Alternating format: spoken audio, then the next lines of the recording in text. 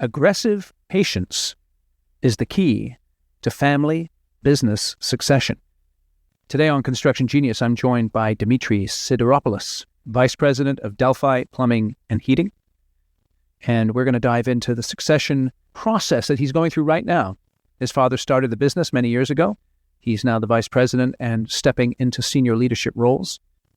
And as he's transitioned from sweeping floors to setting vision and making sure that the company is on a growth track from $30 million to $100 million in revenue, he's deep into managing that succession, casting vision for the company, negotiating the transition with his father from a relational and operational perspective. And you're going to learn a ton about family succession, planning, and execution in our conversation. Let's dive right in.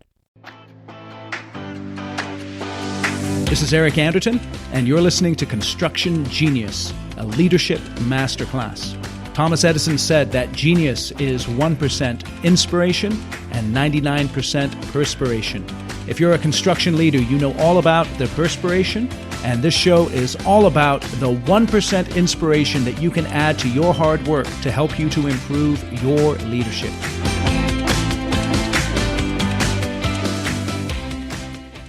Dimitri, welcome to Construction Genius.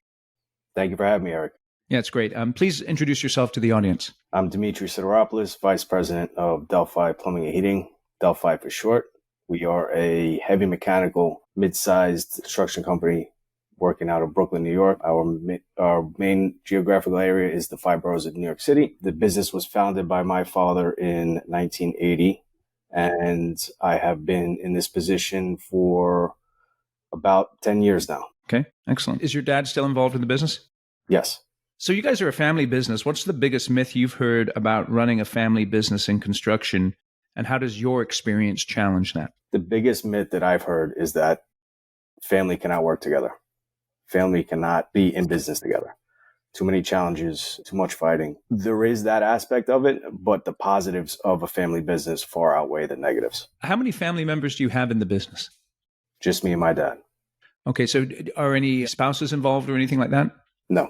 No? Okay, interesting. Tell me about your relationship with your dad. How, as a young man, how did you view the business? Was it something that you always wanted to get into? Is it something that just came to you at a certain point in your life? How did that work? So growing up, if I wasn't in school, I was working, and I was working in the business. I started working in the warehouse, sweeping floors, doing menial tasks just to pass the time and start from the bottom. As I got older, I joined the apprenticeship for the union, went through the apprenticeship, came out, was a journeyman, and graduated now to project manager and eventually vice president. Back then, 15 years or 20 years ago, I would not see myself where I am now. And why is that? The main reason that is because it was always there and I didn't appreciate it.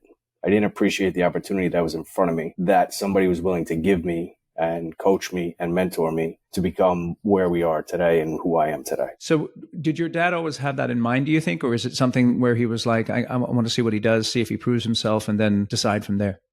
So my dad always said, it's here if you want it. If you don't want it, I'll sell it. So okay. It was always in the back of his head. It's just I had to prove to myself more than him that I was willing to go through it and do it and do the work and take it over. So it seems to me in family businesses that you kind of get two extremes. You get the extreme where the dad or the mom just hands the business to the next generation, and they're not proven, they haven't gone through the difficulties of, starting, like you said, sweeping the floors. And then the other extreme is like where the father is completely hands off, not really mentoring, just seeing what happens and then going from there.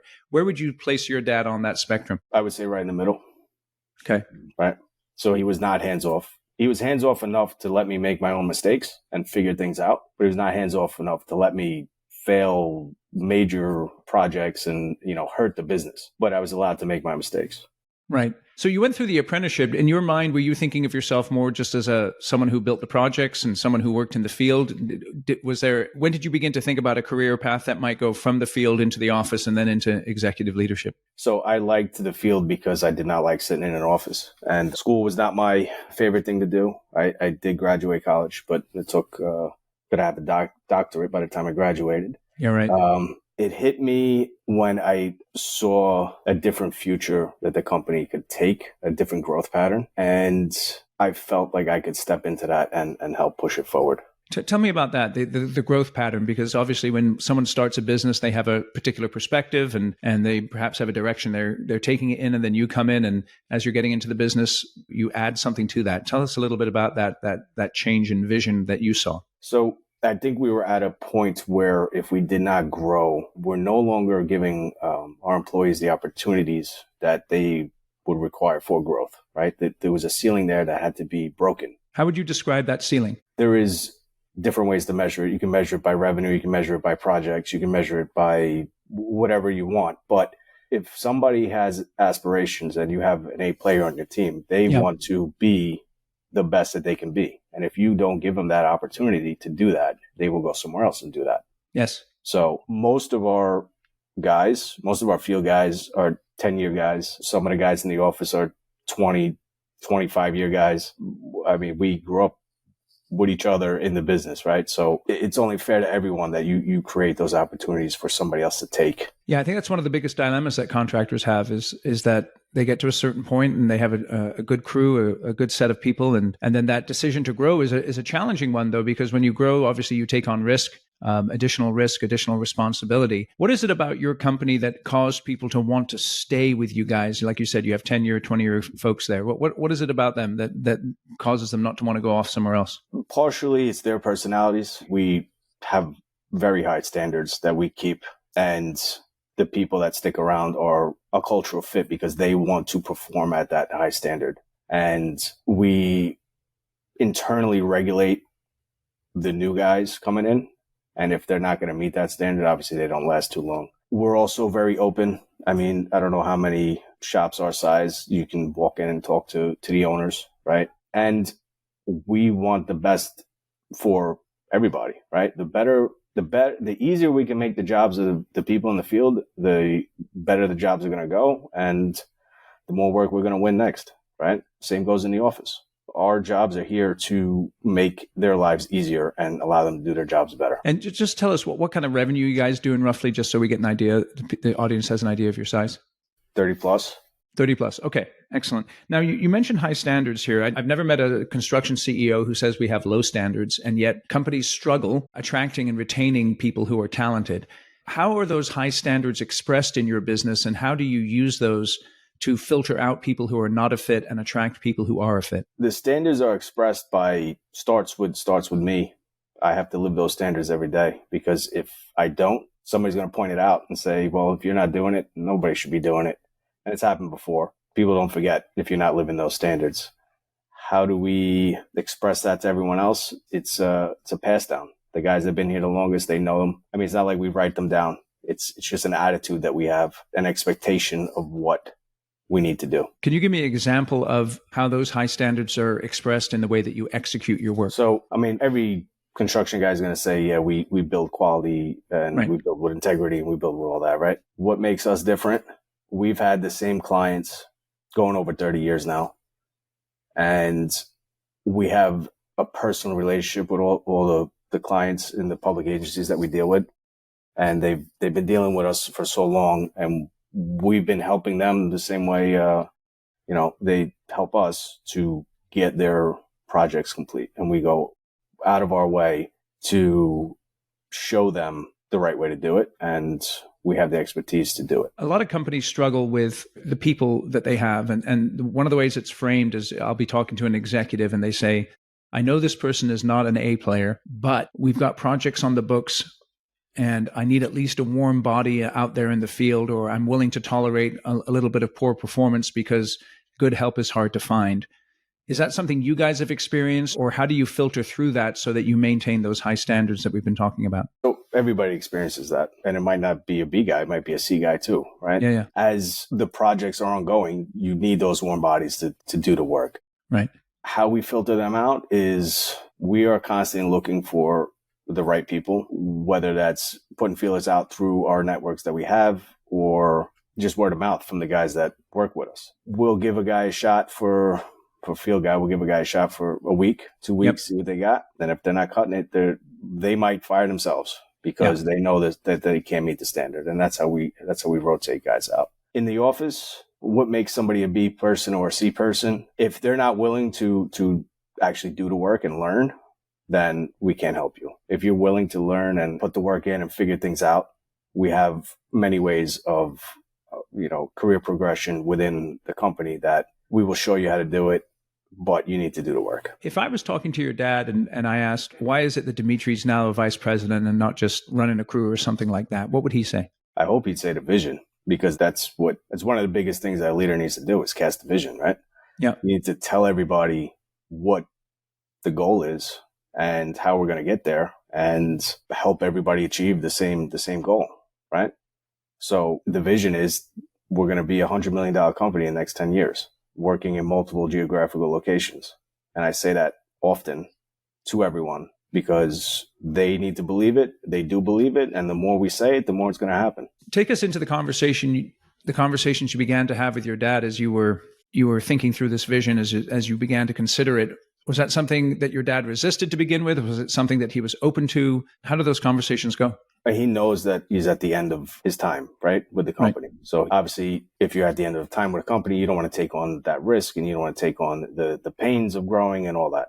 Yep. So, of course, there's resistance. Was there so much resistance that he said, we're not doing that? Absolutely not. But he's encouraging it and we're seeing it happen now. Again, take us into that conversation, though. Was it something where it was a series of conversations? Was it something where you brought it up one day in sort of a passing manner, or you had like official meetings? Because the reason I ask this is because in family businesses, sometimes it's like, okay, so outside of work, we're not going to talk about work. We're not going to get into it so much. Inside of work, here's an official meeting that we're having, and now we're putting on our work hats, and now we're going to talk about where the business is going and negotiate what that looks like, sort of in the executive boardroom. Tell us a little bit more about how that looked like for you.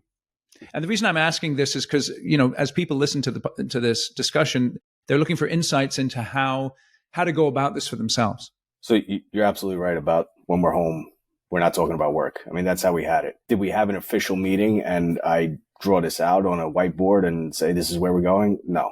This came from numerous small conversations that resulted from problems that we were trying to fix.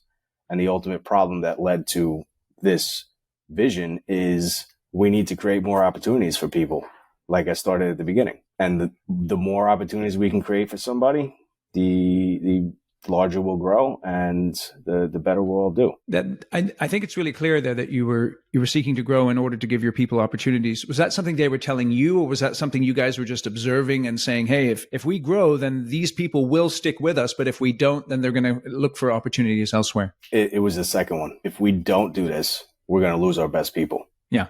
Because the competition that we have, we're in a kind of a niche field in the heavy mechanical wastewater. Yeah. But the competition are major players that are bigger than us.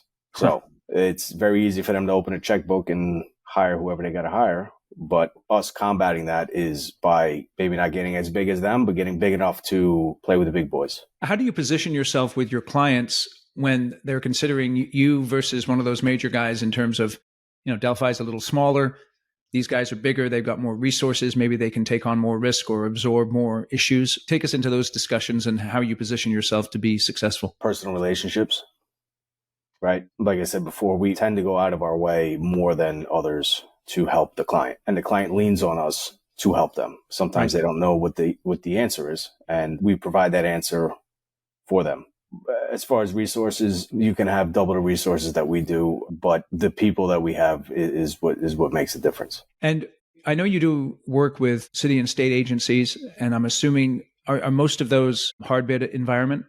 Yes, they're all hard bid. And then you also have negotiated projects as well? No, they're all hard bid. The reason I pause there is sometimes it's the lowest responsive bidder. So Sometimes we're not the lowest, but we still get the job through negotiation, if that makes sense. Please explain that to us a little bit, because, in many hard bid environments, and the reason I'm asking is you're emphasizing personal relationships, but many people who are in hard bid environments, they come with the perspective that, well, I can't really develop too much of a personal relationship with these people because it's not the same as in a negotiated private environment. And, the number's the number and all that kind of stuff. So the number is the number in hard bid, but relationships are everything. relationships with the clients, relationships with your vendors, relationships with everybody that you do interact with. So when I said we weren't the lowest bidder on some of the contracts that we won, the lowest bidder did not meet the standards that the client was looking for. And our relationships, they know that we already can do the work and have done the work. And I can call 5 people from that agency that can vouch for us. And that's the importance of the relationship. In the family business, obviously you and your dad, it sounds like you have a pretty close relationship from a business perspective. How do you tap into other people in the organization in terms of leadership and in terms of the growth of the business? And where do you draw the line between, when it comes to making decisions, between getting their input and then making the decisions yourselves? How much influence do they have on that? They have influence, but the final decision is ours, right? So if there's an issue, we will discuss the issue openly, because I might not know how to fix the issue because I'm not on the front lines anymore. So the closer you can get to that issue and talk to that person and get more ideas of how to solve the issue, the better the solution is going to be. But ultimately, it would be our decision which way to go. And that's part of our job. Our job is to make that decision based on the best information available. How do you and your dad handle conflicts when you're in disagreement on a business decision? Over several conversations, we'll kind of go through it. There'll be a heated discussion and we'll back off, and then we'll go at it again. Then we'll go at it again. And ultimately, it's either him showing me something or I'm showing him something where the other one is just like, oh, you know what, that makes sense. And we come to a compromise. Think about the last time you promoted someone into a leadership role and it failed. Why did it fail? I can tell you one reason. People know how to build projects, but they don't know how to build and lead teams of people. Construction comes with its challenges that only insiders truly understand. Generic leadership training doesn't cut it. You need a program to train your leaders built specifically for construction professionals, led by an industry expert. And my online course, The Shift, is exactly that course. It has 5 modules. It'll teach your people how to control their calendars and reduce stress and embrace chaos and accomplish their critical tasks. It will teach them the 3 essential messages they have to communicate every day in order to motivate and lead their team effectively. It'll show them how to build and lead a high-performing team, give them a framework for running effective meetings so they'll be able to solve problems in less than an hour, and also give them a higher perspective on their leadership that will enable them to work on the business and on their teams and not get stuck in the weeds micromanaging. So go out to my website, theshift.constructiongenius.com, read all about the course, and then enroll yourself and your leaders in the course, and I guarantee that it will transform your leadership. If it does not, you take the whole course and you didn't get benefit from it, you just send me an email, eric@constructiongenius.com, and I will cheerfully refund you 100% of your money. I'm really confident this course will transform your leadership. So again, go out to the website, theshift.constructiongenius.com, learn more about the course, and start taking it today. So you use the word heated there. In some family relationships, when things get heated, things break. What do you guys do to make sure that even when things are heated, there isn't a break there? Sometimes it's like 2 bulls locking horns, right? We're both very strong type A personalities. So we both don't want to back off. Is it going to break our relationship? No, because at the end of the day, once 5 o'clock rolls around and I see him after 5 o'clock, he's still my dad, right? Right. There's nothing that's going to change that. And if we have a decision that we can't meet eye to eye on, sometimes you just got to let it go. And that one decision might be 80% of what you were going to do anyway. Just accept it and move forward. Yeah, it's interesting because you describe that A-type personality. I know many dads, I can say this for myself as a father, that, I have kids who are A-types as well. And you get into these clashes. And as a dad, I'm sure your dad has a bunch of wisdom and experience that he values tremendously, and he's talking to you, and perhaps in a particular situation, he feels that he has more wisdom and experience than you do. And he probably does. Yeah, no. But at the same time, you were talking about this idea of innovation, right? And I mean, I know my kids see things completely differently than I do, and that different perspective can be tremendously useful. And yet, I can resist that innovation or that different perspective just because I'm not used to it or it's not my idea or something like that. So how does your dad go through that process? How have you observed him perhaps over time as you've grown? And I think of this sort of balance of control, as you've grown in the business, as you've become more experienced, as you've proven yourself, have you found him sort of coming more to the point of view of hearing what you have to say and receiving it and considering it more fully? Yes. And the best way I found to go about getting that result is asking him what he thinks first and taking that wisdom that he has and applying it to the situation at hand. Because not just for him, but any mentor-mentee relationship, any father-son relationship, they've been there before, right? They've been down the road before. So whatever you're trying to figure out, they have some experience that can help you. And the more you involve them in the help, the more they're going to be open to your idea, as long as it's not going to hurt anything based on their experiences that they already have. So was there a particular project or a particular conflict where, as you went through it and were successful in it, it changed your dad's perspective on you? Or was it something that just developed over time where he saw you maturing and began to value what you said more and more? It was definitely something. It was definitely over time, right? Yeah. Even if I had a success at one project, that does not mean that I'm going to have success on the next project, right? Yes. You need to look at it over a certain period and evaluate if this person is going to be the next leader, because being successful as a project does not make you a leader either. Yeah. What advice would you give to, again, and this may be a difficult question for you to answer because you're not in your father's shoes, but, as I'm thinking about your father, he's the founder of the business. It would be natural for most founders to be reluctant to let go and for successors to feel like they have something to prove. So what's your advice to both the founders who are reluctant to let go and someone like yourself who is a successor who has, big plans and big ambitions? Start with the successor because that's what I know best, Yeah. right? Like I said, ask the right questions, pull the knowledge from the founder, and be humble about the answers that you're going to get. You might not like the answer you're going to hear, but it's based on facts and experience, right? So if you have a big idea that the founder has done and tried already and it didn't work, you need to let it go. Right.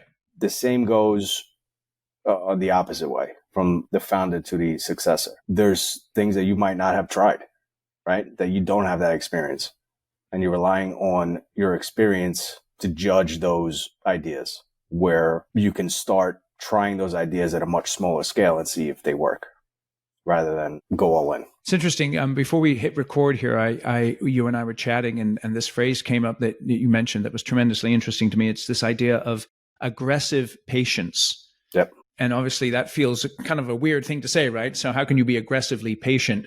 Give us a little bit of insight into that phrase, because it came from you. What are you thinking in terms of our discussion with this succession and this transition in terms of that aggressive patience? So for me, aggressive patience is you need to be constantly aggressive in how you're going to develop yourself, right? You need to develop yourself into the person, leader, successor that you need to be to take over the spot. You can do that in many different ways. You can, if you have to get special certificates, if you have to get a license, if go back to school to learn something. And the patience it will come. Might not come as soon as you want, but it will come. And when it does come, you'll be ready to take it and run with it. So it's interesting. So the aggressive perspective is one where you are aggressively developing yourself in whatever areas you need to improve, but then at the same time, knowing that you have to wait. It's not going to come all at once. Correct. So then you began in the union, you went through the apprenticeship program, started working in the field. As you were going through the process of building projects and learning more about the business, when did you realize that being a great builder wasn't enough and you had to become a great businessman? When I had to run multiple projects, meaning go from project manager or site super or foreman to PX and executive. There's a completely different dynamic to running the business than running a project. Just examples are cash flow and lines of credit and stuff that you know nothing about as a project manager or a site super. That needs to be in place and needs to be functioning properly for the business to obviously move forward. So that's one of the biggest challenges. You have a PM who's aggressive, who wants to get something done, who sees what needs to be done, has a way of solving a problem, and then someone in a PX role or a VP role just has a different perspective. Tell us a little bit about how you manage your PMs now, having had that bigger picture perspective, and how that affects decision making. The conversations are a lot different. They're not project specific, meaning they're not so much about the problems on the project, they're more about how are we billing this project? How many guys do we need on this project in the next month, 2 months? A lot more forecasting, a lot more cash flow projections. And do you sit down with your PMs and walk them through that side of business thinking to help them, or do you just let them run with it, make the decisions, and deal with it later? We sit down with everybody and run through that whole scenario, because the way we explain it is that whatever anybody does in the company has an effect on the entire company, right? Especially with bringing revenue in and cash flow and all that, right? So if the guy doesn't put pipe in the field, the PM doesn't bill it, the accounts receivable doesn't submit the paperwork properly, all that needs to happen to make us move forward. And the more we explain that why, the easier it is for them to understand the importance of it. In the give and take of allocating resources across different projects, you might have a PM at one point who wants something in terms of labor or materials, but can't have it because it's going to go to a different project. And then they often feel that they're going to get judged on their projects in terms of the production and in terms of the profit, and yet they don't have complete control over that. How do you both incentivize and then communicate with those PMs so they understand that you see the big picture and they're not just getting judged on their project, but they're getting judged on how they're contributing to the whole company? That's a great question. I don't know if I've ever done that, but that's a very interesting perspective. So our PMs, sometimes they get intertwined in each other's projects just because of manpower. So we have, mechanical, and then we have structural, different unions, different trades, different all that. Sometimes we would have a GC job that has mechanical on it. So we'll have our mechanical PM involved with the manpower, but it's run by the general construction project manager. If that makes sense. So you have like a PM above the PMs, so to speak? Yes. Okay. Yes. So we have two teams that has one senior PM at the head and then PMs underneath and the rest of the management team underneath that. Yep. So we don't really look at it like they'll look at it at individual project P&Ls just to see where they're at. Yep. But we look at it as an overall picture. Like our revenue goals are not PMA has 15 million and PMB has 15. Total, we're looking at 30, right?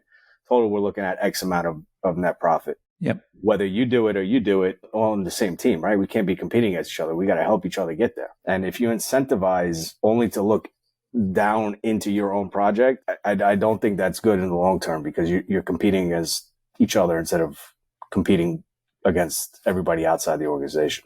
You know what I mean? So that's one of the keys, I think, is because a lot of companies, frankly, they struggle with that, where the PMs are almost pitted against each other, it seems at times, or even the field teams, and they're battling for resources, and they lose vision that, hey, we're all on the same team, and it's about winning for the company, not necessarily just winning for my project at this particular point in time. What mental shift did you have to make? So it's interesting, right? You're working in the field, you're putting in pipe.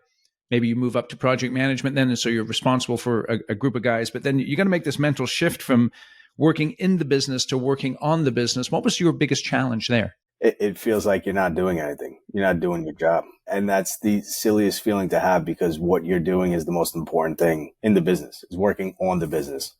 And in the beginning, I had to allocate time during my week in my schedule to work on the business. Like I had to carve out time and make sure I sat down to do whatever I had to do to work on the business, because as much as you get elevated and you get promoted, you still want to be involved in the trenches. You still want to be involved in the day to day. And that is not how you grow or do anything better, improve the business at all. You cannot be there with blinders on. You have to be looking up and out and 10,000 foot view. Now, how did you come to this realization? Because again, you said it's silly, and I understand what you're saying, but it's like it's almost in your bones, right? To want to do stuff, right? And that feeling, you have a sense of guilt almost that I'm not doing the work. Was that something that your dad helped you with, or was it something that an outside mentor helped you with, or was that just a realization you came to on your own? All three. I mean, I'm in some peer groups. My dad focused me on hey, we have to do this, get out of the day to day and, focus on that one thing. And naturally it just happened because if you don't do it, nobody's doing it. And if you don't work on the business doesn't grow. So Right.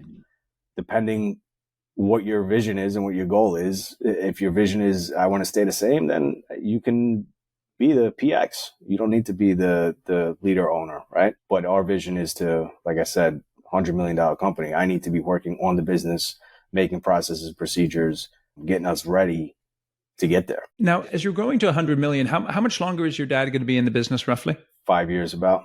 Yeah, Okay. I mean, he's moving out now. Okay. What's your succession plan then for the next generation after you? Because again, growing to 100 million, it'll take at least some time, but 5 years goes like that. Yep. And pretty soon 10 and 15 years goes pretty quickly too. Yep. I have 3 kids. Hopefully they want to join the path.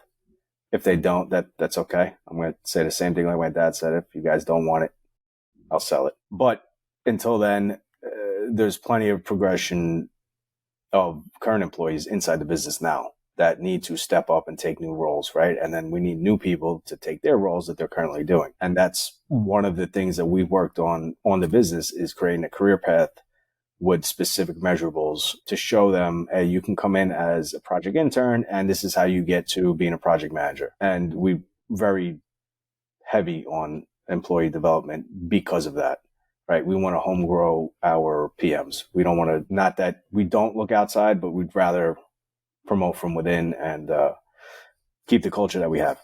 And do you promote your PMs from the field? Sometimes. Okay. All right, quick break to talk about my book, Construction Genius. This is what I want you to do. Go to Amazon, search for the book, read all of the 5-star reviews, because there's a ton of them. Over 50 to be precise.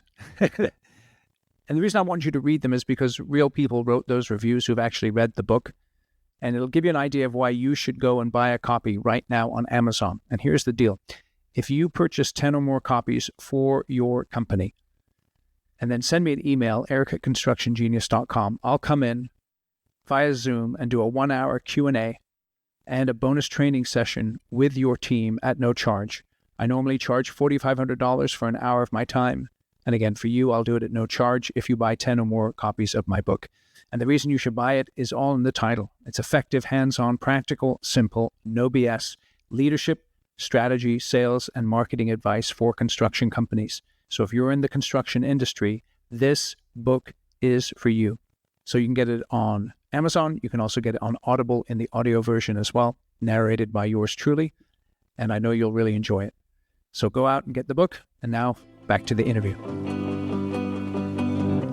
Let me go back just real quick because, as you're growing the business and you're thinking of your 3 kids, what are you going to do differently with them? And what are you going to do the same in terms of how your dad worked with you coming up into the business? I'll start with the same. So the same is they're going to start from the bottom.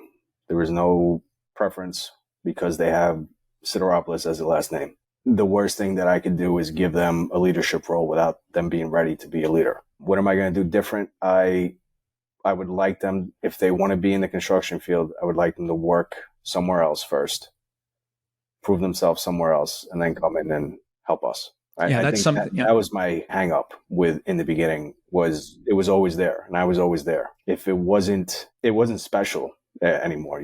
Does that make sense? No, tell me more about that. What do you mean? Meaning it was like being my dad's business made it special, but the more I was in it, it lost that shine of being special. So if I went somewhere else and I worked 5 years outside and I came in now, okay, now it's something new. Now it's special. Now it's, there's my dad. This is his company. It's new all over again. Yeah, that's interesting because there's different philosophy. There's basically 2 philosophies that family-run businesses have. One is to just bring them all the way in. Most people say start at the bottom and work your way through. The other philosophy is, okay, you can start at the bottom sweeping floors when you're a kid, but you're going to go somewhere else and work for a while and prove yourself there. I know me personally, I totally see the logic of the second approach. Did it take you a while to come to that, or was that something that it just kind of struck you one day? How did you come to that conclusion that you want your kids to work outside of the business before coming in? It wasn't an aha moment, but the more I've been talking about it with conversations like this, the more that's the conclusion that I've come to. Yeah.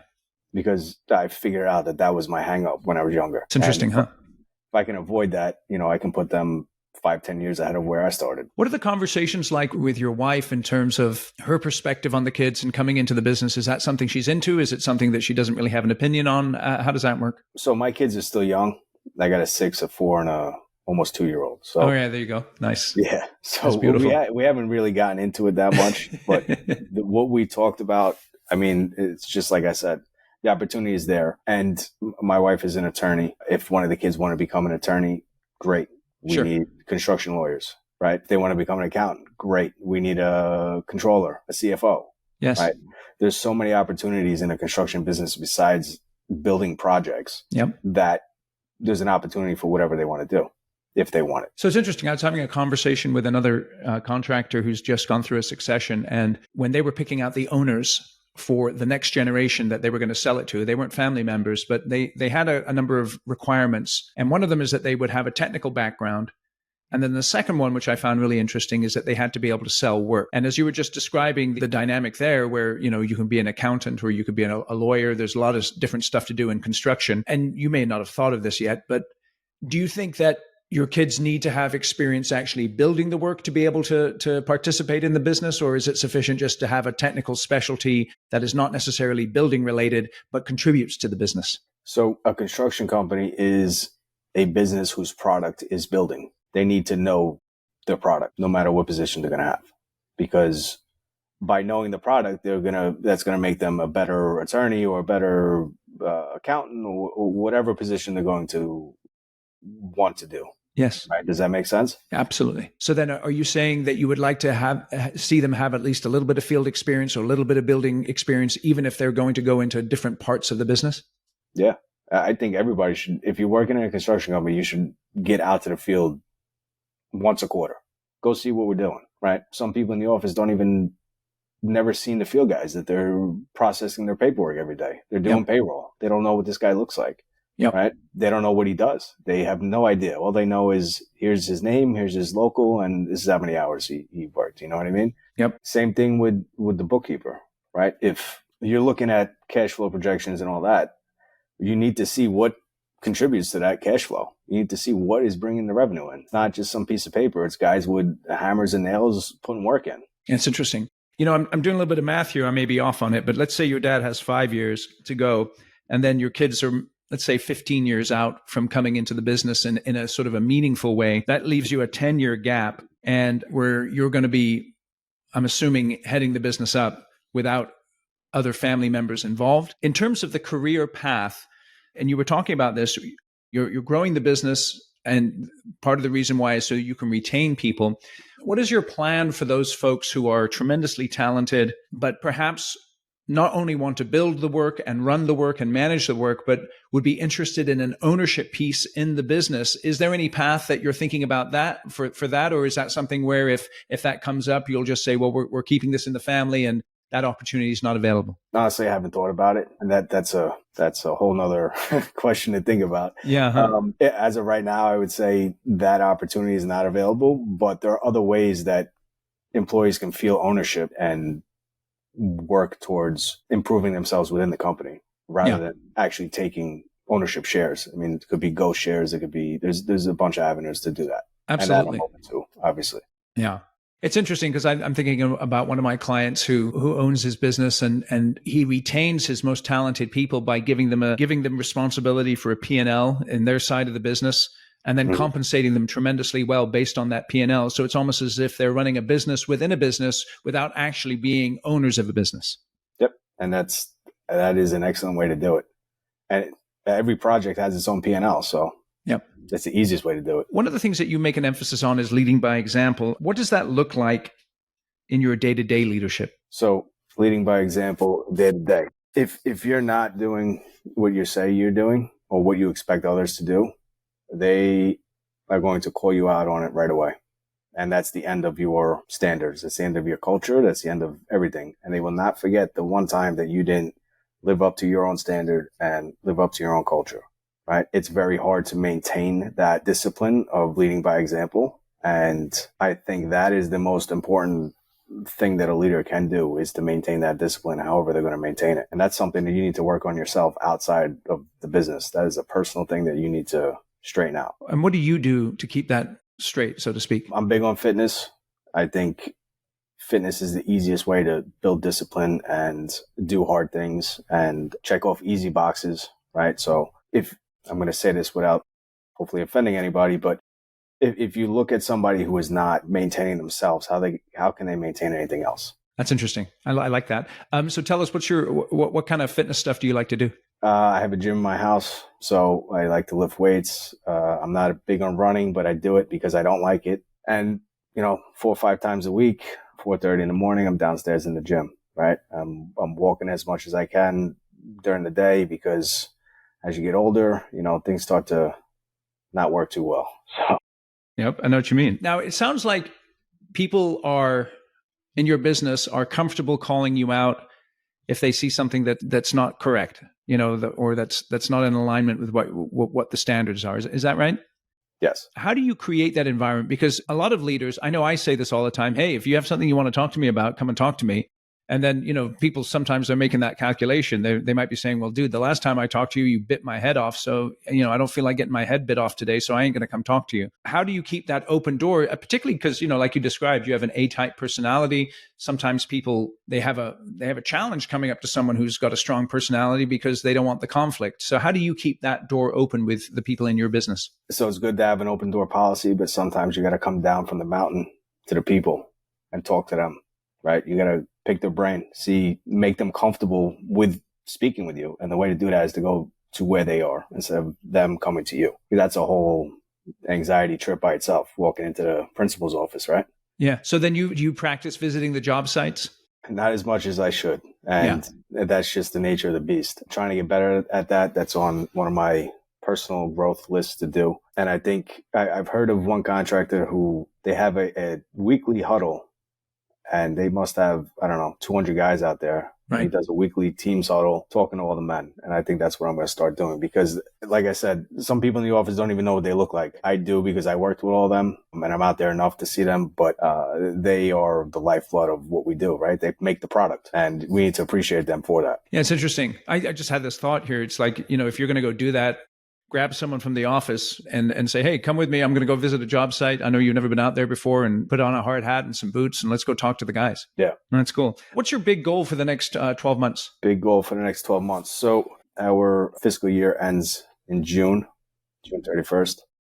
So we have specific revenue and net profit goals for the next year that we're doing. We're also buttoning up all our processes, like I said before, and that is my biggest goal, button up our document control processes, because if you don't tell somebody how to do something, and I don't mean that in, only do it this way, but if you don't give somebody guidelines, they will do whatever they want. And each person has a different thought of how to do it. So you need to make sure your processes and procedures are tight and everybody understands them. And that is my biggest goal. Update our process procedures.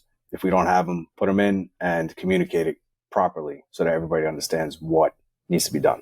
It's tremendous. So as we're wrapping up here, what are the top 3 pieces of advice you would give to a family-run business in terms of managing a succession from one generation to the next? Communicate often. That would be number 1. Number 2, set expectations of what the successor will need to do in order to be the successor. And 3, put it on paper. Make it real, right? This is what we're going to agree to do. And we're not going to fail at doing it. Yeah, that's interesting, the putting on paper bit, because there's a difference between having the conversation and then sort of formalizing it in a certain way. It doesn't have to be formal. Like I keep a running list in my iPhone of action items that I have to do to grow the business. And I check them off as I do them. Yep. Right. But writing it down, it's a mental thing for me that if I wrote it down, that means I have to do it. So here we go. Let's go do it. That's cool. Awesome. So tell us a little bit more about your business here as we're wrapping up, and how people can get in touch with you if they want to. So a website is Delphi, DELPHI, plumbingheating.com. You can find us on LinkedIn as well. And if you want to reach out, info@delphiph.com. Excellent. We'll put that all in the show notes. Appreciate it. Dimitri, this has been really fun. I really appreciate your insights, and thanks for joining us today on Construction Genius. Thanks for having me, Eric. Right on. Hi, this is Eric. Thank you for listening to today's episode. I hope you enjoyed it, found it insightful and helpful. I have a quick request. Please share the episode with other people in your company and across the industry that you think would benefit from listening to it. And also, give the podcast a rating and review wherever you get your podcasts, Apple, Spotify, YouTube, wherever it may be. Drop us a like, drop us a comment on YouTube. Do what you can to spread the good word about the Construction Genius podcast. I really appreciate any help that you can give me, and I look forward to catching you on the next episode.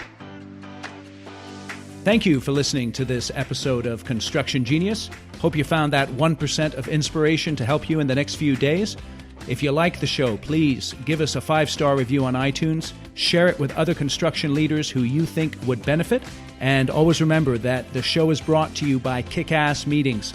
I've been working with construction leaders since 2004, teaching them how to run extremely effective problem-solving meetings that gets their people collaborating, taps into their creativity, and to get yourself a free copy of the Kick-Ass Meeting Report, go to www.ericanderton.com/kickassmeetings. Grab yourself that free report, read it, use it in your business. You'll find it extremely useful. And thanks again for listening.